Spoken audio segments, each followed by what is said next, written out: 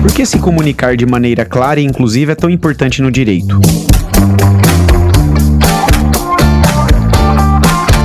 Este é o Juridicast, o seu podcast de marketing jurídico, e eu sou o seu apresentador, Leandro Ramos. Escrever bem não é uma tarefa nada fácil, e mesmo os profissionais mais experientes, às vezes têm dificuldades para redigir de maneira eficiente e acessível. Nesse episódio, vamos discutir a importância do conceito de linguagem simples, e para isso eu tenho o prazer de receber a jornalista Heloísa Fischer, que é fundadora da Comunica Simples. Heloísa, seja muito bem-vinda ao Juridicast. Muito obrigada pelo convite, Leandro. E Heloísa, para começarmos a entrevista, você poderia explicar para o nosso ouvinte o que é o conceito de linguagem simples? A linguagem simples, ela é uma técnica de comunicação que deriva de uma causa, de um movimento social, digamos assim, que em inglês, ele nasceu em países de língua inglesa. O inglês é plain language. Então, uma tradução para plain é simples, uma possível tradução para plain. Esse movimento, ele tem como causa um movimento muito orgânico, que não foi assim centralizado, organizado por uma entidade ou centralizado. Mas a gente observando retrospectivamente,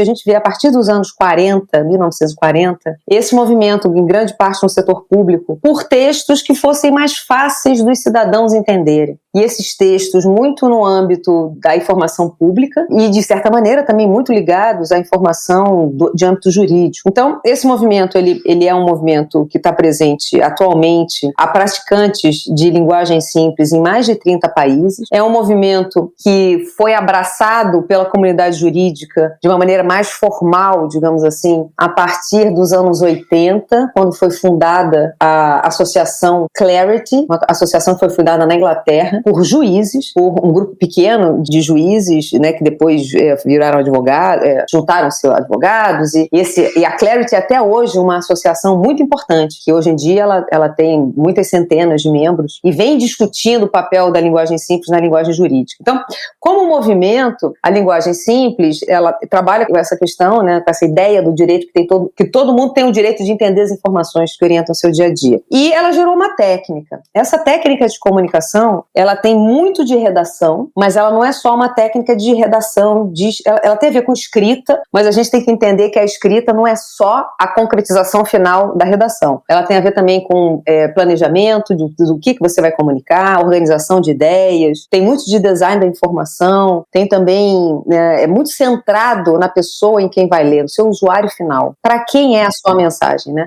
Então, a linguagem simples, ela é uma técnica de comunicação que deriva desse propósito. Ela está presente no mundo inteiro há muitas décadas, né? Tem mais de 80 anos que a linguagem simples está presente. E aqui no Brasil é um tema que tem uma história recente, que eu diria que tem em torno de 10 anos, talvez um pouco mais, sendo que de uma maneira muito incipiente. E o assunto começou mesmo a ganhar espaço e visibilidade nos últimos 4 anos, em 2018. Interessante, Heloísa. E além de facilitar o acesso à informação, a linguagem simples ela pode promover quais benefícios ao ser adotada por uma empresa ou até um escritório de advocacia? Olha, facilita a tramitação de qualquer mensagem escrita que precise fazer. Claro, a gente está falando, o objetivo final é facilitar a leitura de quem vai ter contato com aquela peça de comunicação. Mas, no final das contas, ela, em última instância, ela economiza tempo, ela economiza dinheiro, ela dá uma face humana à comunicação organizacional, à comunicação jurídica, né? Dá uma face humana, ela estreita laços de confiança. A gente sabe, né, a confiança é um valor tão importante atualmente, né? É uma maneira do texto se aproximar de quem vai ler e de estabelecer com aquela pessoa que vai ler um pacto de informar com a maior clareza possível. E quem está lendo percebe isso. Teve um esforço para chegar naquela facilitação. Então, ela traz benefícios. Tem, inclusive, um livro, tem um professor americano, que ele é da área de direito, inclusive, é o Joe Kimball, ele é aposentado atualmente. Joe Kimball. O Joe Kimball, ele há muitos anos, ele se dedica a compilar casos de sucesso de uso de linguagem simples. No momento em que a gente grava esse podcast, ele está finalizando, o professor Kimball, está finalizando a edição, acho que é a 5ª edição desse livro dele, com mais casos e tudo mais, que o livro dele, pra você ter uma ideia, o nome do livro é Writing for Dollars, Writing to Please. Acho que é esse o título. Ou seja, é escrever pensando nos dólares que você vai economizar, né?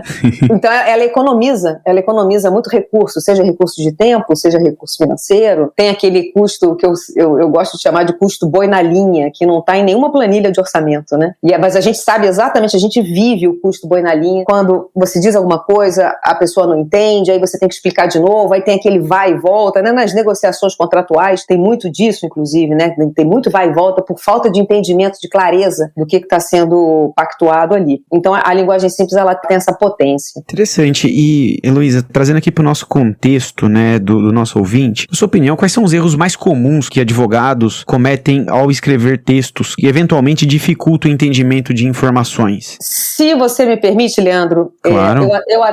eu não chamaria de erro. Eu chamaria, assim, de o padrão que é repetido. Olha só. Porque eu acho que vale a pena pensar dessa maneira. E para isso a gente tem que dar um passinho só para trás para pensar na linguagem jurídica de uma maneira geral, sobre na perspectiva dos elementos linguísticos que caracterizam a linguagem jurídica. Eu fiz um mestrado, terminei no ano passado, em 2021, um mestrado na área de design, mas foi design com interface com estudos de linguagem. E um capítulo da minha dissertação de mestrado é justamente sobre o estilo de escrita, o estilo textual do setor público, porque o meu interesse de pesquisa era o texto da informação pública. Perfeito. E o governo, o texto, digamos assim, a linguagem burocrática, ela é herdeira da linguagem jurídica. Então eu precisei estudar a linguagem jurídica, precisei estudar linguistas que estudam a linguagem jurídica para ver o que esses linguistas apontam como características que são muito típicas da linguagem jurídica e que acabam complicando a compreensão, porque a gente precisa entender, eu acho que qualquer advogado precisa entender uma questão que tem a ver com o custo de processamento linguístico, no caso, do texto. Qualquer pessoa que lê qualquer texto, a leitura é um processo cognitivo, na verdade, é resultado de vários processos cognitivos, que resultam no que o pessoal de linguística chama de custo de processamento, é o custo de processamento linguístico. Você está lendo um texto e você vai fazendo, que a gente tem como se fosse assim, né, na nossa cabeça, a gente tem um computador na cabeça. Você vai lendo e você tem como se fosse um dicionário. Todos nós temos o que se chama de léxico mental, que para simplificar, é muito mais do que um dicionário, mas para simplificar é como se fosse um dicionário que todos nós temos na cabeça, com todas as palavras que a gente conhece. Então, quando você está lendo qualquer frase, você pode ser um advogado que você está escrevendo para o seu colega advogado, que sabe exatamente, tem o mesmo conhecimento técnico que você pode ficar super à vontade para usar qualquer termo técnico, qualquer nomenclatura que o seu leitor, a sua leitora vai entender. Ocorre que qualquer pessoa, você mesmo, quando você está lendo um texto sobre um assunto que você conhece muito bem jurídico, você tem que fazer vários processos para você processar o que você está lendo. Aí você usa memória de trabalho e tem um custo envolvido. É preciso considerar que existe esse custo envolvido na leitura de qualquer material. Vamos agora para o material jurídico, para as peças jurídicas. As peças jurídicas, elas seguem, digamos assim, esse estilo textual da linguagem jurídica. E esse estilo da linguagem jurídica, que tem o nome aí de juridiquês, né, ou coisas assim, a linguagem jurídica ela tem uma série de elementos que não são só vocabulário. Muitas vezes a pessoa fala assim de juridiquês do termo, né? Explicando o juridiquês. Você está reduzindo uma questão. É preciso ter uma visão mais ampla. Você precisa pensar que a linguagem jurídica, então voltando porque eu estava falando antes com relação aos linguistas que eu estudei, a linguagem jurídica ela é caracterizada por uma série de elementos linguísticos. Esses elementos linguísticos podem ser com relação às palavras, podem ser com relação à construção das frases. Esses elementos, eles aumentam o custo de processamento. Quer ver? Vou dar um exemplo. Uma frase longa. Mas frase longa não é só advogado que escreve frase longa. Um acadêmico, uma pessoa que está estudando, qualquer pessoa da área técnica tende a escrever frases muito longas. Eu estou chamando de frase longa, frase com mais de 25 palavras. É muito comum você ter frases com 40, 50, 60, às vezes 70 palavras. Pois essa frase longa, o fato de uma frase ser longa, esse elemento, ele traz dificuldade para processar, porque você tem que ir lendo, e à medida que você vai lendo, você tem que ir recrutando vários processos cognitivos que não tem nada a ver com habilidade de leitura, nem com conhecimento do tema. Você tem que ir montando aquela frase que você está lendo na cabeça. Tudo bem, olha, digamos que você está numa situação ideal. Você conhece toda a nomenclatura e você conhece muito bem aquele tema. Você tem que ir montando aquela frase. Na hora que você vai montando a frase, você recruta a sua memória de trabalho. A memória de trabalho é o espaço da nossa memória que vai guardando as informações que você vai lendo, só naquela momentinho que você está lendo, porque depois você vai precisar integrar com o que você acabou de ler, com o que você vai ler depois. Uma frase desse tamanho, é um terror para a sua memória de trabalho, porque você tem que ir guardando muita coisa. Você pode estar usando, por exemplo, orações intercaladas. Sabe quando você começa uma frase, começa lá o sujeito da frase, aí você coloca uma vírgula. Às vezes você separa o sujeito e o verbo com uma vírgula, porque você naquela vírgula você vai colocar uma outra frase que qualifica aquela situação ou aquele sujeito, né? E você muito tranquilamente, você vai lá, tá o sujeito da sua frase, vírgula, coloca ali qualquer frase, às vezes uma frase inteira, que tem outro verbo, inclusive. Fecha a sua vírgula e continua aquela sua primeira frase inicial. Eu tenho certeza que você, todos nós, né, a gente se relaciona com isso. Você sabe do que eu estou falando. Pois bem, isso é um elemento linguístico característico que a linguagem jurídica usa muito, e isso aumenta muito o custo de processamento. Vou te dar só um terceiro exemplo. É porque nesse quadro que eu compus no mestrado, das características da linguagem jurídica, é um quadro enorme, que tem, sei lá, uns 30 aspectos. Eu vou dar só mais um, que é a nominalização. A nominalização é quando você transforma qualquer elemento da frase num substantivo. Você costuma fazer isso com o verbo. Em vez de você falar assim, por exemplo, vou dar uma frase aqui, modelo de frase qualquer. Há um prazo de 3 anos para contestação, digamos. Para contestação. Contestação, você poderia, em vez de falar prazo para contestação, você podia escrever prazo para contestar. É o verbo contestar. Só que, em vez de usar o verbo contestar, você tende a fazer uma nominalização. Você transforma aquele verbo num substantivo. Que aí você usa contestação. Isso é muito comum da linguagem jurídica. Muito, muito, muito, muito comum. Se você parar para prestar atenção nas nominalizações que você faz, sem perceber, você vai ver que isso é muito comum. Então, eu dei só 3 exemplos. Frase longa, com intercalações e com uso de nominalização. São 3 elementos da linguagem jurídica que são muito comuns, são muito típicos, que as pessoas tendem a usar muito e a usar sem estarem conscientes que isso aumenta desnecessariamente o custo de processamento linguístico. E que eu acho que o que acaba a gente identificando como, está errado fazer isso, né? Que foi, a sua pergunta estava, qual é o erro mais comum que a gente comete, né? Não é que seja um erro, mas você está prejudicando a compreensão do seu leitor, e eu não estou nem falando de termo técnico, porque a maioria das pessoas, quando pensa, o juridiquês é um problema, é o termo, é a nomenclatura, e a nomenclatura é uma das coisas assim, que você tem momentos que você não pode mexer nela, não tem como mexer, o termo é aquele, só que você pode fazer muito pelo seu texto, se você trabalhar, né, aliviar a densidade das suas frases, expressando exatamente o que você quer expressar. Às vezes basta, gente, botar uns pontos ali que já ajuda, sabe? Interessante, Heloísa, e uma coisa que eu tô pensando aqui à medida que você foi falando, que é o seguinte, o advogado, ele é educado para escrever dessa forma, né? Isso me parece que vem da faculdade, né? E aí a pergunta que eu faço como que Leandro, que vem até antes da faculdade. Todos nós, brasileiros, que estamos na adolescência, né? Eu não tô mais, né? Mas todo brasileiro que está na adolescência passa pelo Enem. E se você for olhar as redações, o Enem, né, que é o Exame Nacional do Ensino Médio, ou então a FUVEST, se você está em São Paulo, né? Enfim, esses exames de admissão às universidades, né? No caso do Enem, se você for ver, as redações que recebem nota 1000 no Enem são as redações que são, assim, nota 0 de linguagem simples, né? Porque o que o Enem valoriza é o malabarismo das ideias, é verificar se você sabe bem, se você está acompanhando as coisas, se você tem uma opinião, né? E tem uma fórmula, o Enem, né? Que todo mundo já chega com aquela fórmula. Aí, muito bem, você fez o Enem, você ficou lá 3 anos se preparando, o ensino médio todo se preparando naquela fórmula do Enem. Aí, digamos, você escolheu o curso de Direito, aí você entra na faculdade de Direito. A faculdade de Direito, o Direito é uma ciência, é a ciência da palavra, né, a quem diga. É uma ciência onde a argumentação ela é muito importante, a maneira como você argumenta. E existe uma tradição. Eu não sou advogada, não fiz nem o primeiro período do curso de Direito, né? Eu tô falando aqui como observadora, não como, né, o pessoal que tá ouvindo e você. Eu peço desculpa se eu estiver falando alguma imprecisão jurídica, mas vamos lá. O direito, ele valoriza muito essa parte argumentativa, então a argumentação. Eu acho que a gente tem aqui no Brasil uma tradição que o jornalismo também teve, né, que é uma tradição muito beletrista nas belas artes, né, da literatura, uma coisa assim, muito aquela a pena de Rui Barbosa, o Rui Barbosa como um grande orador e tudo mais, muito assim, vamos no rebuscado. E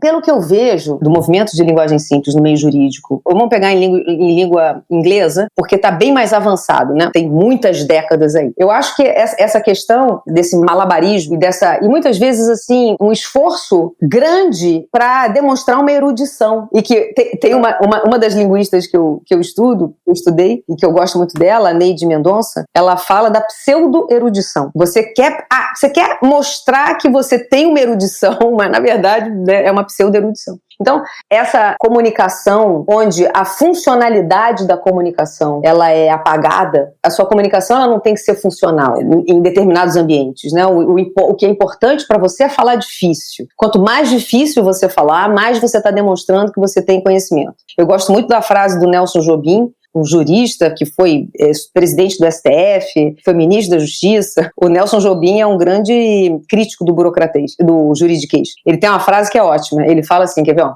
Falar difícil é fácil. Difícil é falar fácil. Então, assim, tem todo um esforço de você, e creio que a faculdade, ela exacerbe isso, existe um esforço muito grande de você carregar o seu texto, carregar a sua argumentação, embelezar, digamos assim, a sua argumentação, desprezando a funcionalidade dela. Eu dei aula recentemente para um grupo de pessoas da área do direito, tinha uma estudante de direito que ela estava terminando o TCC, tá fazendo o TCC dela.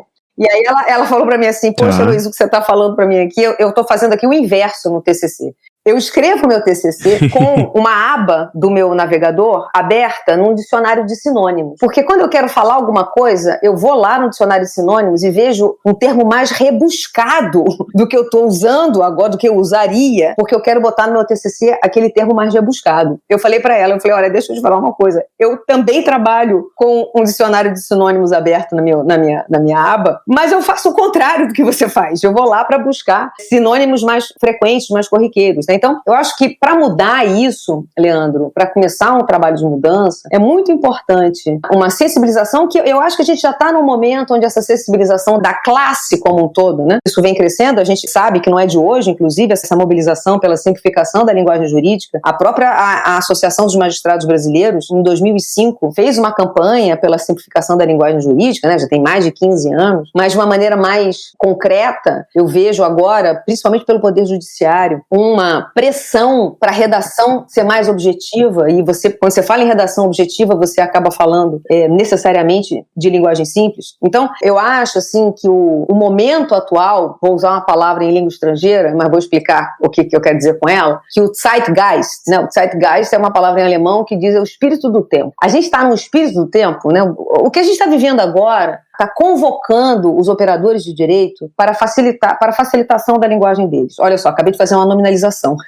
Em vez de falar para facilitar a linguagem, eu falei para a facilitação. Ó, a nominalização aí, gente. Então, assim, existe um ambiente que está pedindo as técnicas de legal design, as técnicas, né, o visual law. Agora, eu acho que isso tudo é um processo, é uma transformação cultural que requer chegar às universidades e requer chegar ao ambiente de formação. Eu conheço a iniciativa do Laboratório de Design Jurídico da USP, não conheço as outras iniciativas, eu adoraria conhecer outras, e eu vejo no meio acadêmico jurídico latino-americano, o avanço, ele já é consistente. Existe uma cátedra latino-americana de linguagem simples jurídica, no caso é em espanhol, então eles falam lenguaje jurídico claro, que em espanhol também é linguaje claro. Essa cátedra, ela reúne faculdades de direito em 4 países, na Colômbia, no Chile, na Argentina e no Uruguai. Então, ele já tem inclusive um livro bem interessante que chama, em espanhol, chama Pelo Direito de Entender, que é um livro que traz trabalhos acadêmicos sobre a importância da linguagem simples.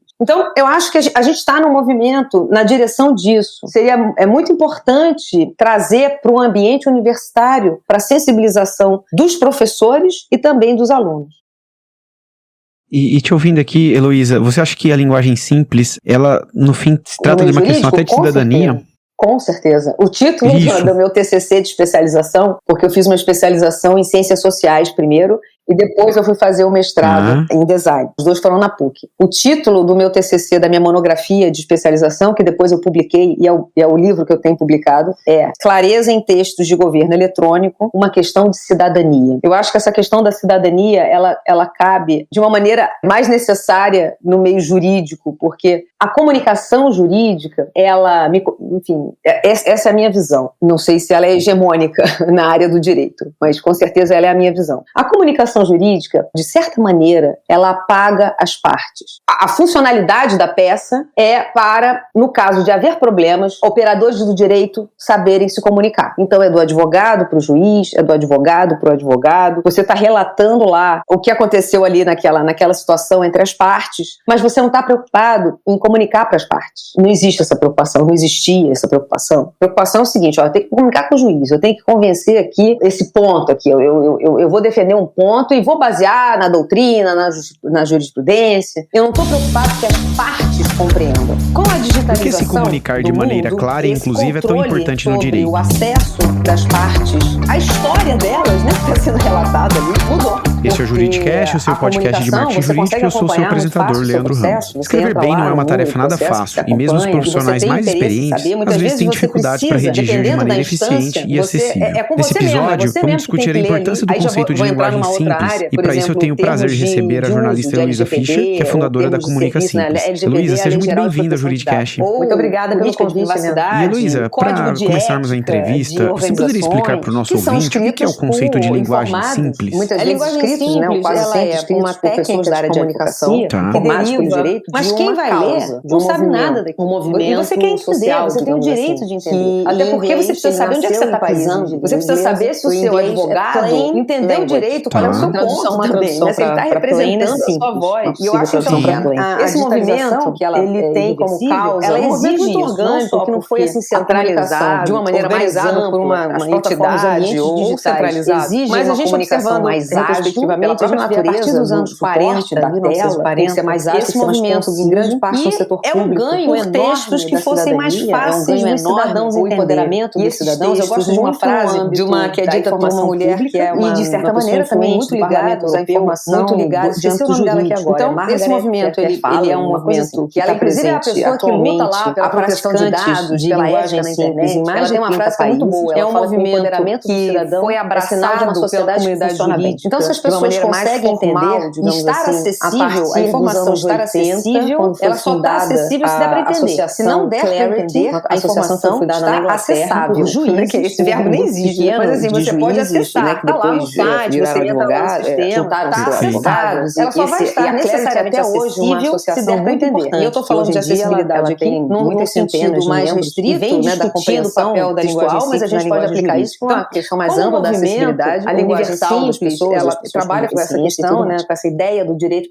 que todo mundo tem o direito de entender as informações. Nosso papo tá muito legal aqui, mas a gente está chegando ao final do episódio e como uma última pergunta, de que maneira alguém que ficou interessado no conceito de linguagem simples pode se aprofundar mais nesse assunto? Acompanhar algumas iniciativas, mas a gente tem que entender que a escrita não é só a concretização final da redação. Ela tem a ver também com planejamento disponível, você vai na plataforma, organização de ideias, a Escola Nacional de Administração Pública. Está na plataforma da ENAP, não significa que é só para servidor público, está aberto para qualquer pessoa. É um curso que se chama Primeiros Passos. Então, a linguagem simples é uma técnica de comunicação que deriva de 7 diretrizes. Ela está presente no mundo inteiro. Nos meus estudos, na minha prática, tem mais de 80 anos, eu criei uma metodologia. E aqui no Brasil é um tema que tem uma história de doutoramentos, cursos baseados nesse método. Esse método tem 20 diretrizes, um pouco mais, de uma maneira muito incipiente. Apresenta 7 diretrizes. E o assunto começou mesmo a ganhar que a pandemia começou como uma espécie assim de kit de sobrevivência para quem precisa escrever informação com clareza em tempos difíceis. Ela pode promover quais benefícios ao ser dotado por uma empresa ou até um escritório de advocacia? No meu site, no comunicasimples.com.br, tem um item de menu